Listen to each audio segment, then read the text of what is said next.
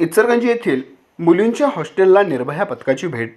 शुक्रवार दिनांक 24 जानेवारी 2025 रोजी मान्य DYSP साळवे यांच्या व PSI कुटे यांच्या मार्गदर्शनाखाली असलेल्या निर्भया पथकाच्या टीमने इचलकरंजी जवाहरनगर येथील गृहपाल 125वी जयंती मागासवर्गीय मुलींचे शासकीय वसतिगृहास अचानक भेट दिली.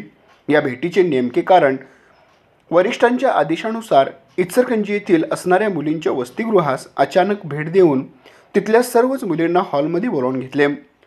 त्यांना राहत्या ठिकाणी इतर लोक किंवा परपुरुष यांच्यापासून काही त्रास आहे का याची चौकशी करण्यात आली.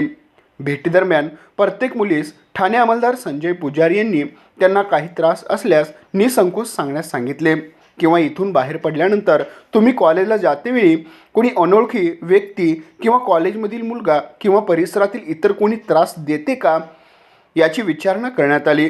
तसेच गैरप्रकार घडत असल्यास तुम्ही आम्हाला सांगा, तुमचे नाव गुपित ठेवण्यात येईल असे सांगितले. त्या अगोदर कॉन्स्टेबल मोनिका चव्हाण यांनी मुलींची वैयक्तिक चौकशी केली आणि इथून पुढे तुम्हाला कोणत्याही प्रकारची शारीरिक छेडछाड झाल्यास तुम्ही आम्हाला निर्भया पथकास 112 नंबरवरती किंवा आमच्या वैयक्तिक मोबाईल नंबरवरती फोन करा. तुम्हाला तातडीने पोलीस मदत मिळेल असे सांगण्यात आले.